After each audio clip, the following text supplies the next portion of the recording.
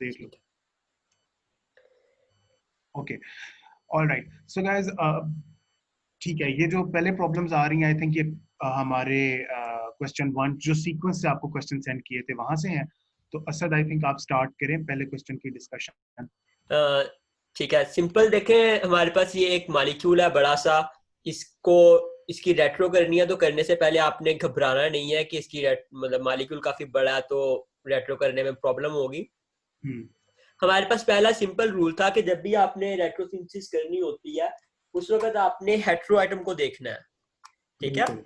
तो यहाँ पर आपको ये नाइट्रोजन हेट्रो एटम है, फ्लोरीन भी आप हेट्रो एटम कह सकते हैं, लेकिन उसकी आप रेट्रो करके बनाएंगे, क्या प्रॉब्लम ये है, ठीक है, कि मतलब कल भी बात हुई थी कि अगर आप एक एटम को डिस्कनेक्ट कर रहे हैं तो वो तो फिर एक दाल लगाने वाली बात है, वो रेट्रो करने वाली बात तो नहीं है, ठीक है। एग्जैक्टली। तो इसे हम यहाँ से ब्रेक कर सकते हैं। अब इसको ब्रेक करने के लिए ना प्रॉब्लम है, अगर आप यहाँ से इसे अमीन वाली साइड पर लेके जाएं तो उससे थोड़ी सी प्रॉब्लम्स आ जाएंगी। अमीन बन तो जाती है, काफी मेथड्स हैं सेकेंडरी अमीन बनाने के भी, लेकिन ज्यादा कन्वीनियंट अप्रोच जो हमें वो भी एनालाइज किया था मैंने, लेकिन जो ज्यादा कन्वीनियंट अप्रोच है एंड के लिहाज से वो ये वाली है कि आप इसे कन्वर्ट करें एफजीआई के साथ, फंक्शनल ग्रुप इंटरकन्वर्जन के साथ, अमीन से आप एमाइड बना लें, और एमाइड से आप इजीली अमीन में जा सकते हैं रिडक्शन करके, वो बड़ा प्रॉब्लम नहीं है हमारे लिए। उसके बाद इसे हम इस पोजीशन से कट करेंगे, और कट करने के बाद ये तो आपको पता है कि जो एमाइड है उसके दो पोर्शन बनते हैं, एक अमीन बनती है हमारे पास और एक हमारे पास क्या बनता है, कार्बोक्सिलिक एसिड डेरिवेटिव बनता है। और ये हम काफी डिटेल से डिस्कस कर चुके हैं कि कार्बोक्सिलिक एसिड के डेरिवेटिव की रिएक्टिविटी क्या होती है। तो उसमें सबसे ज्यादा रिएक्टिव हमारे पास एसाइल हैलाइड होता है, ठीक है। आप इसको एनहाइड्राइड भी बना सकते हैं, वो भी रिएक्शन करेगा। अगर आप उसे एस्टर बना लेते हैं तो रिएक्टिविटी कम हो जाएगी, आपका यील्ड भी कुछ कम हो जाएगा और रेट ऑफ रिएक्शन स्लो हो जाएगा। तो हम एसाइल हैलाइड की तरफ जाते हैं, ठीक है। अब ये वाली अमीन तो आपको कमर्शियली भी अवेलेबल होगी, और आप इसको मजीद सिंथेसाइज करना चाहें तो वो इजी है, वो बड़ा प्रॉब्लम नहीं है सिंथेसाइज करना, ठीक है। अमोनिया लेके उसको यहाँ से आप हेलोजन लगा दें, मतलब काफी इसको इजीली आप कर सकते हैं, उसमें प्रॉब्लम नहीं है। इसकी आगे हम मजीद रेट्रो करते हैं। इसकी रेट्रो करने से पहले ना एक और कॉन्सेप्ट है जो आपको मैं बताना चाह रहा हूँ यहाँ पे, वो है फंक्शनल ग्रुप एडिशन। इन दो चीजों में फर्क रखना है, एफजीआई में और एफजीए में, ठीक है। और ये फंक्शनल ग्रुप इनफैक्ट आज हम पढ़ेंगे भी थोड़ा सा एफजीए को। क्या, आज के लेक्चर में थोड़ा सा इसका इंट्रोडक्शन भी है एफजीए का। ठीक है। एफजीए मीन फंक्शनल ग्रुप एडिशन है, यानी देखें आप इस वाले कार्बन पे कोई फंक्शनल ग्रुप नहीं है, मैं इस कार्बन पे एक फंक्शनल ग्रुप ऐड कर रहा हूं, ठीक है। तो ये इंटर कन्वर्जन नहीं है, ये एडिशन है, तो ठीक है, मैंने वहां पे ऐड कर दिया। ये ऐड किस वजह से किया वो भी मैं आपको बताता हूँ अभी। और यहाँ से फिर मैंने डिस्कनेक्ट किया तो मेरे पास ये चीज बन गई है, ये एक एसाइल हैलाइड टाइप है, डबल एसाइल हैलाइड है। और आवाज कम आ रही है, थोड़ी सी कम आ रही है मुझे। चले अब बेहतर है। हम्म, बोलो थोड़ा सा। अच्छा, हमारे पास एसाइल हाँ हाँ, हैलाइड है, ये बन गया। तो इसे आप इजीली इस रिंग के ऊपर इंट्रोड्यूस कर सकते हैं फ्रीडल क्राफ्ट एसाइलेशन के साथ, बिल्कुल। ठीक है। आवाज क्लियर है मेरी? एग्जैक्टली क्लियर है। ठीक है, हम फ्रीडल क्राफ्ट एसाइलेशन से इंट्रोड्यूस कर देंगे। अब यहाँ पर मैंने फंक्शनल ग्रुप एडिशन क्यों किया, तो उसका पर्पज ये था कि अच्छा यील्ड आए हमारे पास। अगर आप यहाँ पर प्राइमरी अल्काइल हैलाइड को लेकर आते हैं और आप यहाँ पे फ्रीडल क्राफ्ट अल्काइलेशन से जाते हैं, तो आपको पता है कि प्राइमरी ने हमेशा रीअरेंज होकर सेकेंडरी या टर्शरी में चले जाना है। बिल्कुल तो वो इस वजह से हम इसे इस मेथोडोलॉजी से कर रहे हैं, सही है। ठीक है। ओके, नेक्स्ट क्वेश्चन करें। नेक्स्ट करते हैं। इसकी आई होप किसी को प्रॉब्लम नहीं है। अगर किसी को प्रॉब्लम हो इसमें कहीं पे तो you can write that in chat box and will take your question by the end of this session. तो यहाँ पर एक क्वेश्चन हो सकता है कि जब आप इसे फर्दर फॉरवर्ड सिंथेसिस में जाएंगे तो इसे रिड्यूस करने में प्रॉब्लम आ सकती है कि एक आपके पास एसाइल हैलाइड है और एक आपके पास कीटोन है। तो ये बड़ी प्रॉब्लम नहीं है, ऐसे आप कीमो सिलेक्टिवली रिड्यूस कर सकते हैं। हमारे पास ऐसे रिएजेंट्स मौजूद होते हैं जिनसे ठीक आप है, सिलेक्टिवली रिड्यूस कर सकते हैं। सही हो गया। अब ये हमारा सेकंड कंपाउंड था। ओके, ये एग्जैक्टली ये हमारा सेकंड कंपाउंड था। इसको डिस्कस करेंगे आप असल, ये मैं स्टार्ट करूं? कर दें, कोई मसला नहीं। अच्छा, ओके। ये आपका सेकंड कंपाउंड था। अब इसमें आप जो अप्रोच आपने देखनी है ना, आपको एक तरह का क्लू हो जाएगा वक्त के साथ साथ जब आप प्रैक्टिस करेंगे। जब आपको, ओके सो ठीक है, ओके अभी हमें ये बता रहे हैं कि क्वेश्चन और उनका क्लियर हो गया, that's very good. Okay, so the thing is कि इस तरह का जब आपको बॉन्ड बना हुआ नजर आएगा ना, इस टाइप का बॉन्ड बना हुआ है और इस टाइप का रिंग है, तो ये एक अप्रोच आपके माइंड में आती है डील जेल्डर की, तो ये आपने माइंड में रखना है। बहरहाल फर्स्ट ऑफ ऑल क्या किया है कि यहाँ से हमारे पास ये चीज भी लेक्चर में डिस्कस हुई थी कि यहाँ से हमने सबसे पहला जो अपना क्लीवेज है वो करना है, ठीक है। इस तरह से भी कर सकते हैं और हमारे पास एज अ रिजल्ट यहाँ पे कार्बोनिल मोइटी जनरेट होगी। और इस जगह पर यहाँ पर चूंकि नेगेटिव चार्ज आता है या नेगेटिव चार्ज लेके आएंगे, सिंपल आप लोग इस तरह से यहाँ पे बॉन्ड बना लें तो वो अल्टीमेटली इक्विवेलेंट बन जाता है। अभी यहाँ पर आपने डील जेल्डर रिएक्शन करना है, जैसे कि यहाँ पे ये एरोज इन्होंने ड्रॉ किए हुए हैं, और इवेंचुअली आपके पास डाइन जनरेट हो जाएगा और डाइनोफाइल जनरेट हो जाएगा। अच्छा, ये इतना सिंपल है कि ये दोनों ही एक्सेसिबल होते हैं, ये डाइन और डाइनोफाइल ये दोनों ही एक्सेसिबल है। और अगर आपने चेक भी करना हो कि आपका डाइनोफाइल कितना अच्छा है, तो आप चेक कर लें कि अगर उसके साथ इलेक्ट्रॉन विदड्रॉइंग ग्रुप से अटैच्ड है, तो इसका मतलब है कि आप अच्छी जगह पे हैं या आपका जो पाथ है वो ठीक जा रहा है। और आप डाइन के साथ चेक कर लें, अगर आपके डाइन के साथ इलेक्ट्रॉन डोनेटिंग ग्रुप से अटैच्ड है, तो इट मीन्स कि your diene is fine, your diene is fine to go with, ठीक है। तो ये मेरे ख्याल से बड़ा बेसिक सा था, इसमें कोई ज्यादा कंसेप्चुअल बात नहीं है। Exactly exactly. जैसे ये सब ने लिखा है कि डाइनोफाइल जितना डीएक्टिवेटेड होगा उतना अच्छा है, और डाइन आपका जितना एक्टिवेटेड होगा उतना आपके लिए अच्छा रहेगा। इसमें एडिशन अगर ऐसा कोई करना चाहे तो फिर ठीक है, सिंपल ये है कि देखें डाइइनोफाइल का काम क्या है। वो डाइइन के पास जा रहा है, क्या लेने जा रहा है? उसके इलेक्ट्रॉन लेने जा रहा है। अब बिल्कुल। अगर आप डाइइनोफाइल के ऊपर ही इलेक्ट्रॉन उसे इतने ज्यादा दे देंगे, मतलब तो उसे जरूरत क्या है डाइइन के पास जाने की? Exactly exactly. अब आप अपोजिट इसे देखें, डाइइन ने क्या करना है? अपने इलेक्ट्रॉन देने हैं। अगर आप उसके इलेक्ट्रॉन उसे स्नैच कर लेंगे तो क्या वो इलेक्ट्रॉन दे पाएगी? नहीं दे पाएगी। तो ये सिंपल इसकी अप्रोच है। बाकी हम इसे जो मॉलिक्यूलर ऑर्बिटल थ्योरी और एफएमओ के मुताबिक एक्सप्लेन करते हैं वो थोड़ी कॉम्प्लेक्स हो जाएगी। लेकिन सिंपल ये याद रखें कि इलेक्ट्रोफाइल कौन है, न्यूक्लियोफाइल के सेंस में आप इसे लें। ये एक्चुअली होंगे तो नहीं इलेक्ट्रोफाइल और न्यूक्लियोफाइल की तरह, लेकिन एक्टिवेशन और डीएक्टिवेशन की सेंस से आप इसे देख सकते हैं। परफेक्ट हो गया। आई थिंक अगला क्वेश्चन करें आप। अगला करते हैं क्वेश्चन। अगर किसी का कोई क्वेश्चन हो तो आप चैट में साथ साथ लिख सकते हैं, हम आपके क्वेश्चन देख रहे हैं। ठीक हो गया। ये थोड़ी सी वेग है, खैर इसे करते हैं। अच्छा अच्छा ये देखिए, कोई नहीं मसला, खैर है। अच्छा यही क्वेश्चन है ना हमारे यही पास? क्वेश्चन है। ठीक है। ओके, अब आपके पास ठीक है, ये आपका टारगेट मॉलिक्यूल है, ये आपने सिंथेसाइज करना है। अच्छा, आप थोड़ी देर के लिए ये अगर भूल जाएंगे जो इसके ऊपर ऑलरेडी ये एक आपके पास डिस्कनेक्शन या कट बना हुआ है, इसको भूल जाएंगे आप थोड़ी देर के लिए, और आप समझे कि आपके पास ये मॉलिक्यूल पड़ा हुआ है, तो आपके माइंड में पहली चीज क्या आएगी? आप कहाँ से इसको कट करेंगे कि आपके पास जो है वो इस काबिल कोई चीज जनरेट हो जाए जिसको फर्दर आगे आप एटलीस्ट जो कि लॉजिकल लगे कुछ ना कुछ। तो मेरे ख्याल से इसमें, तो मेरे ख्याल से इसके अंदर वाहिद पॉसिबिलिटी हमारे पास यही बनती है। अगर आप यहाँ से कट कर देंगे तो कोई उसका फायदा नहीं है, कोई यूजफुल चीज हमारे पास जनरेट नहीं हो रही है। आप कहीं और इधर से कट कर दें, कोई उसका यूजफुल चीज जनरेट नहीं होगी, तो इवेंचुअली आपको यहीं से करना पड़ेगा, क्योंकि you know it's that simple कि यहाँ पर नेगेटिव चार्ज है, you have a positively charge carbon over here, ठीक है। अब इस पेशी को अगर आप गौर से देखें तो ये किस कैटेगरी में आती है, किस कैटेगरी में फॉल करती है ये, इसको कल भी हमने डिस्कस किया था। इस तरह के जो कंपाउंड्स होते हैं उनमें यहाँ पर मौजूद जो हमारे पास हाइड्रोजन होती हैं वो बहुत ज्यादा एसिडिक होती हैं, ठीक है।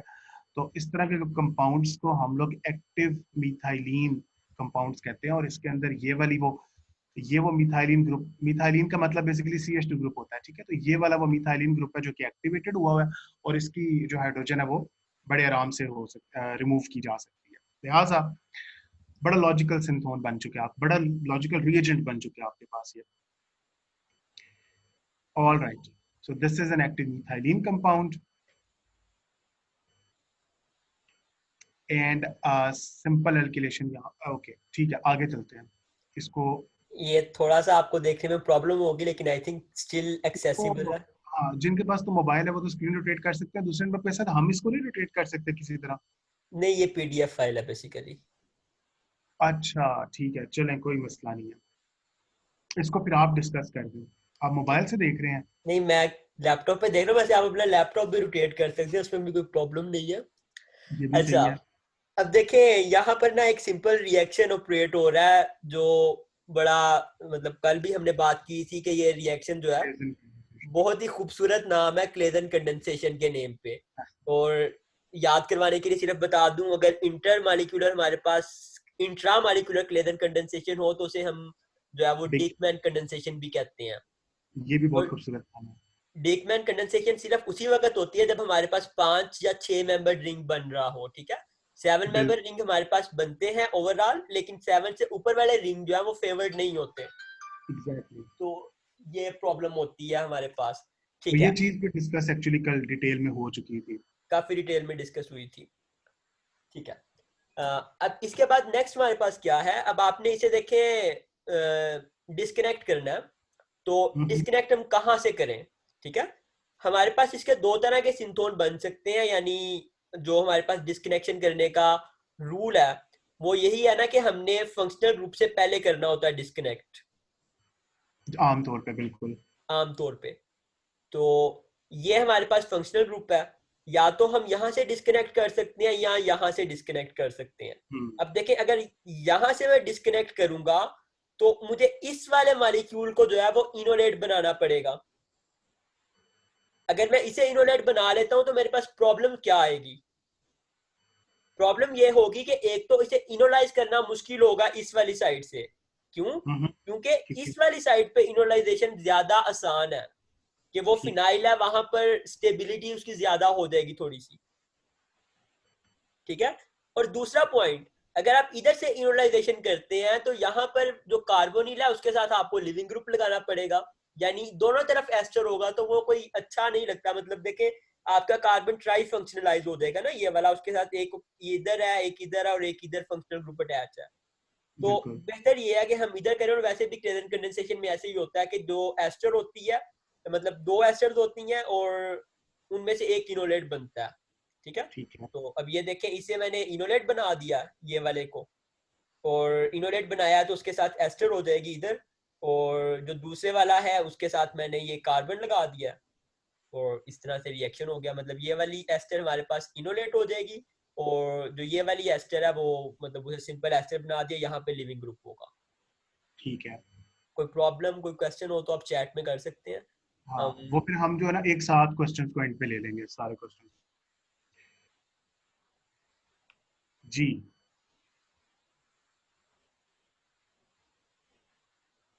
डिस्कस करें या मैं करूँ? आप स्टार्ट करें। ठीक है। अब हमारे पास नेक्स्ट मॉलिक्यूल है जिसकी हमने रेट्रोसिंथेसिस करनी है, हम्म। ठीक है। तो अगेन हमारी अभी बात की कि जब भी आपने डिस्कनेक्शन करनी होती है तो हम, आपके पास सामने जो चीज होती है वो या तो हेटेरोएटम होता है या आपके पास फंक्शनल ग्रुप होता है, ठीक है। तो अब ये देखें, अगर आप इसे देखें तो यहाँ पर आपके पास एक बहुत ही प्यारा फंक्शनल ग्रुप नजर आ रहा है जिसे एस्टर कहते हैं, ठीक है। अब हम्म। एस्टर को पहचाना कैसे जाता है? सिंपल है, एस्टर की फ्रूटी स्मेल होती है, उससे आप इजीली रिकॉग्नाइज कर सकते हैं एस्टर को ना। मतलब जो भी हाँ। आपके फ्रूट्स होते हैं जिनकी फ्रेग्रेंस होती है, पॉसिबल है उनके अंदर कोई एस्टर है एज एन एस्टर प्रोडक्ट, ठीक है। चलिए, वो तो एक साइड पे बात होगी। अब जब आपने एस्टर को डिस्कनेक्ट करना है तो वो आप उसे हमेशा इसके इधर से डिस्कनेक्ट करते हैं, ठीक है। और डिस्कनेक्ट करते हैं आप, और एस्टर का जो हमारे पास सिंपल रिएक्शन होता है फॉर्मेशन का, वो रिएक्शन मैं लिख देता हूँ, आपको आसानी होगी। एक हमारे पास अल्कोहल होती है, और उसके साथ एक आता है कार्बोक्सिलिक एसिड या कार्बोक्सिलिक एसिड का कोई भी डेरिवेटिव। एक बात हमेशा याद रखें, जो कार्बोक्सिलिक एसिड के डेरिवेटिव्स होते हैं उन्हें इंटर कन्वर्ट करना बहुत आसान है। आप मोस्ट रिएक्टिव से लीस्ट रिएक्टिव की तरफ जा सकते हैं।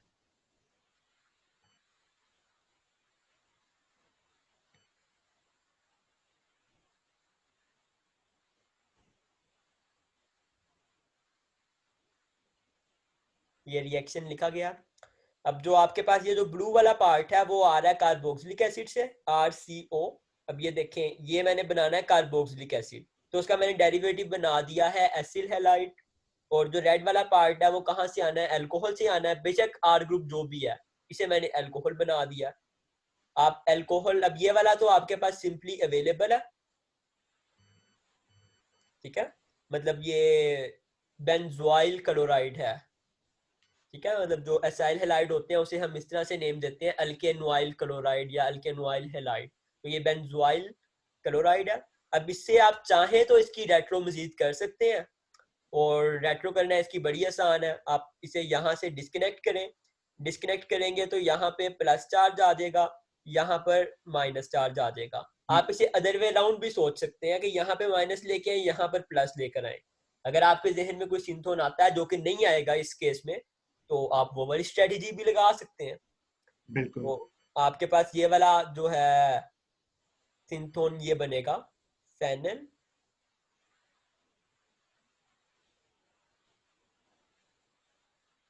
प्लस, कार्बन में प्लस आ गया, और उसके साथ हमारे पास हाइड्रोक्सल। बिल्कुल। अब आपको मैंने कल बताया था कि जो सिंथोन है उससे आपने जाना है अपने रीएजेंट में या अपने टारगेट मॉलिक्यूल में, टारगेट मॉलिक्यूल तो नहीं सॉरी, रीएजेंट में आपने जाना है। एजेंट तो की। उसका सिंपल मेथड ये है कि आप उसका रेजोनेंस स्ट्रक्चर बनाएं, या आपने इसका बिल्कुल। स्ट्रक्चर बनाया तो आपके पास ये चीज बन जाएगी, मतलब आपको बनाना सिंपल हो गया। और वो आपके पास पहले ही पता है, कोई भी आप ऑर्गेनोमेटेलिक स्पीशी ले सकते हैं, ऑर्गेनोलिथियम हो गया, ऑर्गेनो मैग्नीशियम हो गया, या ऑर्गेनो क्यूपरेट भी आप ले सकते हैं। इस केस में वो भी पॉसिबल है रिएक्शन कर जाए, ठीक है। ठीक है। अच्छा, इसके साथ साथ आपको इन्वॉल्व करने के लिए चैट में आप लोग आंसर दें कि जो ग्रिग्नार्ड रिएजेंट है इससे कोशिश की जाती है कि प्रिवेंट ही किया जाए, क्या वजह, हाँ। मतलब इतना ये डिजायरेबल यूज बहुत ज्यादा होते हैं। हालांकि जो विक्टर ग्रिग्नार्ड था उसने जब इन्वेंट किया था ग्रिग्नार्ड रिएजेंट तो उसे नोबेल प्राइज भी मिला था, वो बातें सारी हम्म। एक तरफ, लेकिन फिर भी इसकी प्रॉब्लम क्या है।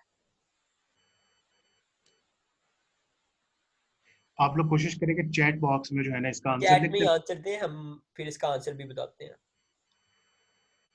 हैं। ओके। नेक्स्ट हमारे पास अब ये क्वेश्चन 3 है, क्या है ये? ये क्वेश्चन फर्स्ट 1 का है। ही है, बहरहाल डिस्कस कर दें जैसे सीक्वेंस में आ रहे हैं, स्टार्ट करें डिस्कशन। ठीक है, ओके जी।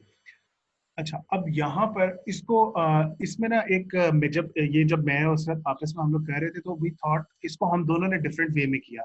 और प्रॉब्लम सिर्फ एक आ रहा था कि हम दोनों के जो फाइनल सिंथोन्स बन रहे थे असद के, वो ज्यादा लॉजिकल थे। एंड वाई वो यहाँ पर आपके सामने शो हो रहे हैं। आप अपनी भी स्ट्रेटेजी सामने रखी, आपने किस तरह से किया, लेकिन यहाँ पे वो बहुत अच्छा काम जो इन्होंने किया वो इन्होंने फंक्शनल ग्रुप एडिशन यहाँ पे कर दिया। और ये बड़ी लॉजिकल चीज है, क्यों? अगर ये ना करते यहाँ पे फंक्शनल ग्रुप एडिशन और सिंपल इस अपने टारगेट मॉलिक्यूल में डायरेक्टली यहीं से कट लगाते, कार्बन कार्बन बॉन्ड क्लेवेज करते, तो हमारे पास, आप फर्ज करें थोड़ी देर के लिए कि यहाँ पे कोई एरोमेटिसिटी नहीं है, ठीक है, यहाँ पर नेगेटिव चार्ज ऑक्सीजन पर आना था और आपके पास इस कार्बन पर नेगेटिव चार्ज आना था, ठीक है, जो कि लेटर ऑन हमारे पास ठीक है, जो कि लेटर ऑन हमारे पास क्या बनना था, ग्रिग्नार्ड रिएजेंट। लेकिन the problem is, the major problem is कि वो इतना स्टेबल नहीं होना था जो कि जितना कि हमारा एरोमेटिक कंपाउंड है। लिहाजा इसको करने का बेस्ट वे क्या है कि सबसे पहले आप फंक्शनल ग्रुप एडिशन करें, मतलब कि आप इसको एरोमेटिक में कन्वर्ट करें। एरोमेटिक में कन्वर्ट करने के बाद आप नेक्स्ट स्टेप में जाके बॉन्ड को क्लीव करेंगे, and that would result in formation of your, ये देखें यहाँ पर आपके पास नेगेटिव चार्ज बीरिंग ऑक्सीजन जो है this is more stable because of resonance. और यहाँ पर आपके पास जो कार्बन है विद पॉजिटिव चार्ज, इसको आप कल भी ये डिस्कस हुआ था कि इसके साथ आपने कोई लीविंग ग्रुप लगाने, आमतौर पे हम इसके साथ फॉर एग्जांपल क्लोराइड भी लगा सकते हैं, तो दिस वुड वर्क फाइन। और या this is all from my side. इसमें कोई एडिशन करना है तो सर आप इसमें बताएं। अब देखें, अगर आप एक फॉर्मेलिटी कर रहे हैं रेट्रो करके, तो वो तो आप ऐसे भी कर सकते हैं ना कि ये इधर से ही आपने ब्रेक किया, हाँ। इसे आपने बिल्कुल। अल्कोहल बनाया, मतलब नेगेटिव लगा के इसे आप अल्कोहल बना दें, और साथ में अल्काइल हैलाइड लेके आपका रिएक्शन, मतलब पेपर में तो आपका हो गया, लेकिन एक्चुअल में नहीं होगा। अब देखें जरा इसको आप वही मसला है। कंपेयर करें इस स्पीशी को और इस स्पीशी को। इस पे नेगेटिव चार्ज आए तो इसके 4-5 रेजोनेंस स्ट्रक्चर्स बन जाएंगे। फिनोलेट आइन बिल्कुल। है ना ये आपके सामने, और ये इस आपके पास साइक्लोहेक्सानोएट आइन होगा, तो वो तो आपका बिल्कुल स्टेबल नहीं है। ठीक है, बिल्कुल ठीक है। ऑल राइट, आगे चलते हैं।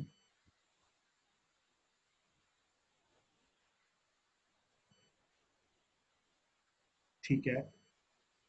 करें स्टार्ट। ओके।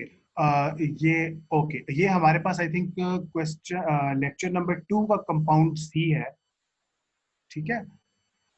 ऑल राइट, तो ये हमारे पास लेक्चर नंबर 2 का कंपाउंड सी है, और आप में से मैक्सिमम लोगों ने इसे करने की कोशिश भी की होगी। तो इसको, ये कोई ज्यादा डिफिकल्ट नहीं है, लेकिन इसमें एक बड़ी मजे की चीज है जो कि लेक्चर में हमने डिस्कस भी की थी। फर्स्ट ऑफ ऑल, इसके अंदर जो क्लीवेज किया हुआ है मैंने, वो यहाँ से किया। वाई? बिकॉज इसके अलावा जितने भी इसमें आप क्लीवेज करने की कोशिश करेंगे, लॉजिकल कोई भी सिंथोन नहीं बनेगा, यानी रिएक्ट, यानी वो इस किस्म का नहीं होगा जो कमर्शियली अवेलेबल है। बहुत ज्यादा आप करके देखेंगे, जाहिर है कि अगर मैंने ये स्ट्रेटजी डिवाइस की है, तो बीइंग स्टूडेंट मैंने भी डायरेक्टली ये नहीं किया था। ठीक है, मैंने भी इसको एक दो और जगह से करने की कोशिश की, and finally I figured out this one is the best one. बहरहाल, जब आप यहां से इसको कट करेंगे, आपके पास एक फर्स्ट रिएजेंट ये जनरेट हो गया, and second reagent is this, और ये दोनों ही अवेलेबल है। दोनों सॉरी, इनमें से ये वाला रिएजेंट तो आपके पास अवेलेबल है, इसको हमें आगे फर्दर करना पड़ेगा और फाइनली अवेलेबल वाले की तरफ ले जाएंगे। ठीक है, क्वाइट लॉजिकल है। सेकंड क्लीवेज हम यहां से अपना करेंगे। जब हम यहां से क्लीवेज कर चुकेंगे, तो हमारे पास एक इंपॉर्टेंट चीज जनरेट होगी जो आप नोट करेंगे, CH2 है यहाँ पे, और साथ में आपका ये सेपरेट आउट हो गया। अब इंपॉर्टेंट चीज क्या है, ये कल भी डिस्कस हुआ था कि जब आपके पास इस टाइप की चीज आ जाती है, यहाँ पे CH2 आ जाता है, तो आपके माइंड में आना चाहिए मैनिक रिएक्शन। ठीक है, वो हमने स्पेसिफाई भी किया था, बल्कि असद ने एक स्पेशल सेंटेंस भी बोला था कि CH2 एक इंडिकेशन होती है कि यहाँ पे मैनिक रिएक्शन होने जा रहा है। लिहाजा यहां से आपको पता चल गया कि you are going that way. तो आप मैनिक, थोड़ी देर के लिए आप लोग चैट से हटे और इधर ध्यान करेंगे कि वो बार बार डायलॉग बॉक्स ओपन हो रहा है, और उसकी वजह से प्रॉब्लम आती है। तो ये मैनिक रिएक्शन आपके पास, उससे आपके पास ये रिएजेंट जनरेट हुआ। अब यहाँ पर once again functional group addition हमने किया। फंक्शनल ग्रुप एडिशन करने से हमारे पास ये सिंथोन जनरेट हुआ, ये रिएजेंट जनरेट हुआ, एंड फाइनली इसको थोड़ा सा नीचे करें तो, असल इसको थोड़ा सा नीचे करें। अच्छा, यहां पर अब आप देखें, इसमें वंस अगेन आपके पास एल्डोल वाली जो स्ट्रेटेजी है वो बड़े आराम से हो सकती है। ठीक है, अगर आप इसको यहां से ब्रेक करें, आपके पास कार्बोनिल स्पीशीज जनरेट हो रही है, आपके पास सेकंड कार्बोनिल स्पीशीज जनरेट हो रही है, and we can very easily proceed with the aldol type of reactions. ये अचानक से स्क्रीन को पता नहीं, पिक्सल खराब है। सद आपके भी इस तरह से हो रहे हैं या सिर्फ मुझे ऐसे नजर आ रहा है? चेक करता हूँ, अब ठीक है। हाँ, अभी ठीक हो गया।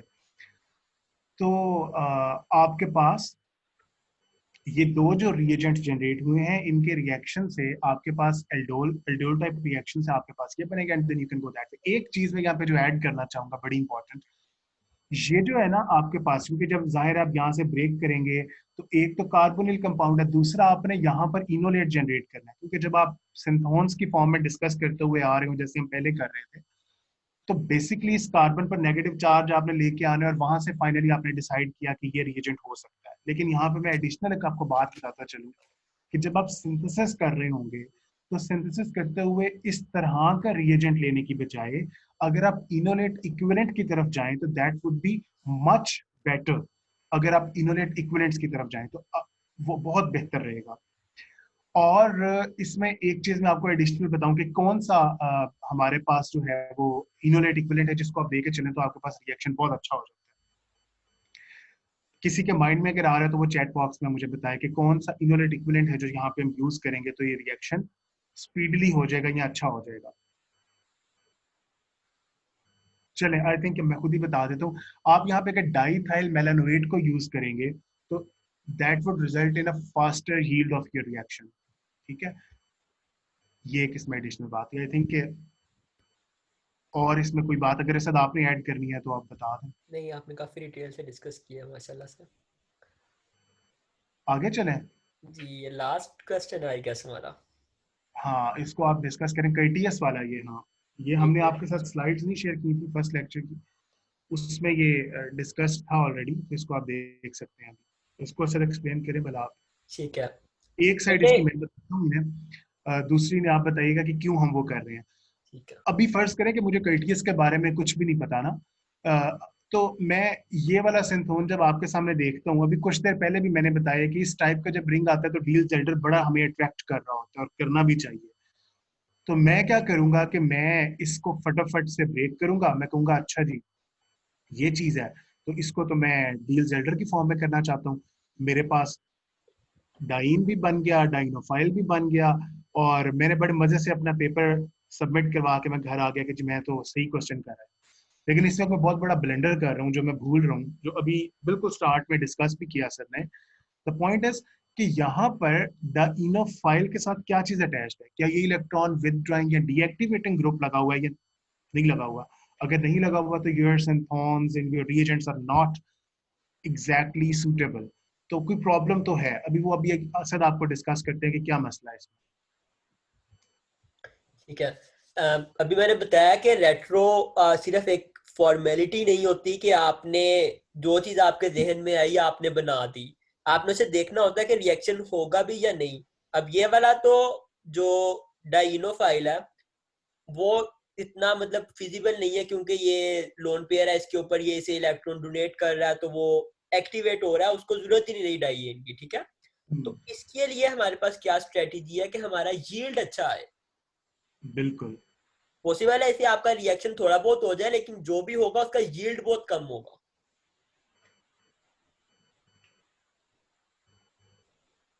अब मजीद मैं इससे मतलब आगे प्रोसीड करूं उससे पहले मैं आपको एक चीज बताना चाहता हूँ। हम्म। आपके पास जो है तीन तरह की रीअरेंजमेंट्स होती हैं। आप एक सिंपल वर्ड याद कर लें, HCl। ठीक है। Hofmann, Curtius and Lossen. ये ऐसी रीअरेंजमेंट्स हैं जिनके अंदर आपके पास जो इंटरमीडिएट बनती है वो आइसोसायनेट होती है। ठीक है। और आइसोसायनेट से आप आगे फर्दर बहुत कुछ बना सकते हैं। Hofmann, Curtius and Lossen. ठीक है। अच्छा, अब देखें करना क्या है। हमने हमने अभी इसे ओपन नहीं करना। हमने जो एक कर्टियस रीअरेंजमेंट लगानी है यहाँ पर, और जो हमारे पास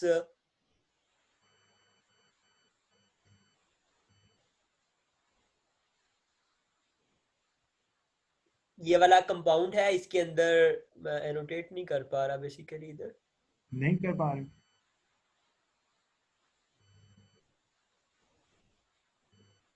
जो हमारे पास यहाँ पे NH बोक ग्रुप लगा हुआ है उसे हमने, और बोक ग्रुप क्या होता है, CO2 टर्ब्यूटल होता है। इसे हमने चेंज करना है CO2R में। ठीक है। और ये हम इजीली कर्टियस रीअरेंजमेंट से कर सकते हैं। और फिर उसके बाद हम इसका जब डील करेंगे तो हमारे पास ये चीज आएगी। और अब आप देखें जरा, हमने चेंज क्या कर दिया, यहाँ पर हमने एक डीएक्टिवेटर लगा दिया है। ठीक है। C डबल बॉन्ड O, तो वो इलेक्ट्रॉन डेंसिटी पुल करेगा इस डाइनोफाइल की तरफ से, और हमारे पास जो है वो प्रोडक्ट बन जाएगी। ठीक है। ठीक है। बाकी इसको मजीद डिटेल में जो है वो हमने स्लाइड के ऊपर ही लिख दिया एक्सरसाइज में। कर्टियस रीअरेंजमेंट कैसे होती है, आपके पास कोई भी अगर कार्बामेट टाइप मोइटी है या आपके पास ये वाली मोइटी है, तो उसकी जो हमारे पास कर्टियस रीअरेंजमेंट होती है उसके तहत हम उसे जो है ना एसिड हैलाइड में कन्वर्ट कर सकते हैं या एस्टर में कर सकते हैं। ठीक है। और साथ हमारे एजाइड एज न्यूक्लियोफाइल आ जाता है। एग्जैक्टली हमने इधर किया। हमारे पास यहाँ पे NH बोक है। अब इसे जरा आप ओपन करें। NH है और उसके साथ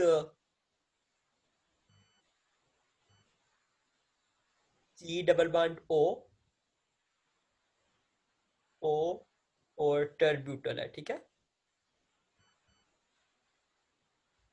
अब ये हमारे पास जो मोइटी है इसे हम कार्बामेट कहते हैं। कार्बामेट, अब आप इसको किसी और फंक्शनल ग्रुप में नहीं लेके जा सकते कि एक तो आपके पास यहाँ पर एमाइड भी है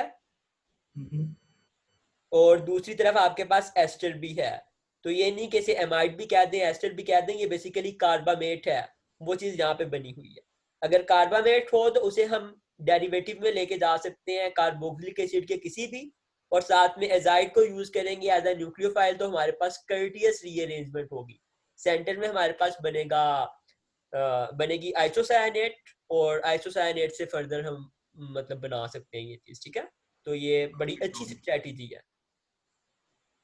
हमने सिर्फ रेट्रो नहीं करनी होती, हमने उसे देखना होता है कि उससे जो हमारा यील्ड है वो भी बहुत अच्छा हो, ठीक है। तो एग्जैक्टली। इससे आई थिंक मुतालिक किसी का कोई क्वेश्चन है तो वो बता दें, बाकी हम आज की डिस्कशन फिर स्टार्ट करते हैं। ओके, तो जो लोग फर्स्ट टाइम ज्वाइन कर रहे हैं